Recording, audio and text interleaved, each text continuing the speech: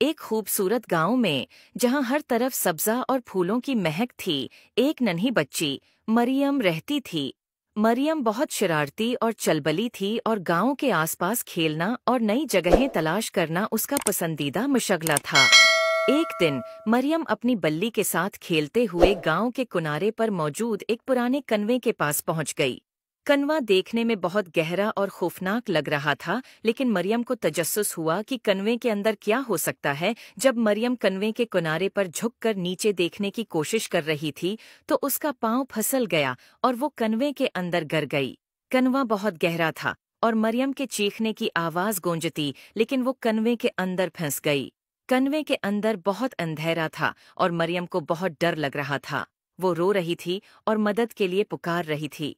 अचानक एक नर्म और चमकदार रोशनी कन्वे के अंदर फैल गई और मरियम ने देखा कि एक खूबसूरत परी उसके सामने नमूदार हो गई है। परी की चमकती हुई पर और नर्म रोशनी ने कन्वे को रोशन कर दिया। परी ने मरियम को तसल्ली देते हुए कहा, डरो मत, मैं तुम्हारी मदद के लिए आई हूँ। मरियम ने खौफजदा होकर कहा, आप कौन हैं?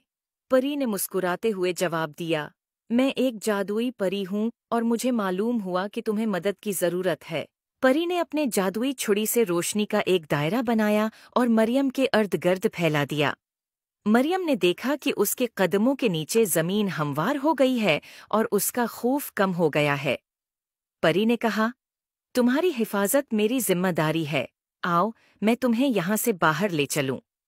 परी ने अपनी छुरी से एक रास्ता बनाया जो कन्वे के ऊपर तक जाता था। मरियम ने खौफजदा होकर पूछा, क्या मैं इस रास्ते से ऊपर चढ़ सकती हूँ? परी ने मुस्कुराकर कहा, हाँ, ये जादुई रास्ता तुम्हें महफूज तरीके से ऊपर ले जाएगा।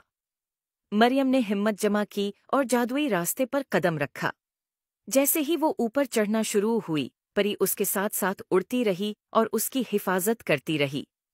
मरियम ने देखा कि कन्वे की दीवारों पर खूबसूरत मनाजर बने हुए हैं और वो देखकर खुश हो गई।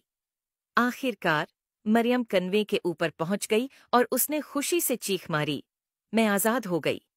परी ने मरियम को गले लगाया और कहा, तुम बहुत बहादुर हो, हमेशा अपनी हिम्मत को कायम रखना। उम्मीद है आपको स्टोरी पसंद आई होगी। Please like and subscribe my YouTube channel.